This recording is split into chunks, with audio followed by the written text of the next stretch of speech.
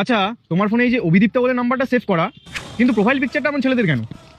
তুমি আমার পাসওয়ার্ড জানলে কি করে? আর অভিদীপ্তা আমার বান্ধবী, ওর ভাই যখন ওর ফোনটা ইউজ করে তখন নিজের ফটো লাগিয়ে নেয়। হ্যাঁ, আমি আগে থেকেই জানতাম তুমি এটা বলবে। অ্যাকচুয়ালি এটা অভিদীপ্তা নয়, অভিদীপ্ত। ও আমারই বন্ধু, আর আমি ওকে টাকা দিয়ে বলেছিলাম তোমার লয়ালিটি চেক করতে। আমি জানতাম অভিদীপ্ত তোমার বন্ধু হয়, তাই আমি আগে দিয়েই ওকে পটিয়ে আমার বয়ফ্রেন্ড বানিয়ে রেখেছি।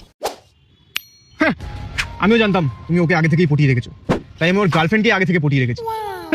আমিও জানতাম তুই আমার গার্লফ্রেন্ডকে পটিয়ে রেখেছিস, তাই আমি তোর গার্লফ্রেন্ডের সাথে মিলে এই প্ল্যানটা বানিয়েছি যাতে তোর সত্যিটা বার করতে পারি। হ্যাঁ, আমিও জানতাম যে তুই আমার গার্লফ্রেন্ডের সাথে মিলে এই প্ল্যানটা বানিয়েছিস, তাই আমি আগেই তোর গার্লফ্রেন্ডের থেকে রাখি পরে নিয়েছি। ছি, তুমি আমাকে এরকম ভাবতে পারলে? বেবি সরি আমি আগে দিয়েই জানতাম তুমি ওর গার্লফ্রেন্ডের থেকে রাখি পরে নিয়েছো, তাই জন্য আমি আমার 3 নম্বর বয়ফ্রেন্ডের সাথে ফোন পেতে চ্যাট করি। হ্যাঁ, আমিও জানতাম যে তুমি তোমার 3 নম্বর বয়ফ্রেন্ডের সাথে ফোন পেতে চ্যাট করো। একটা মজার কথা, ওটা তোমার 3 নম্বর বয়ফ্রেন্ডের না, আমারই নাম্বার। আমি আগে দিয়েই জানতাম ওটা তোমারই নাম্বার, তাই জন্য আমি আমার মেন বয়ফ্রেন্ডের সাথে মায়ের ফোন দিয়ে কথা বলি।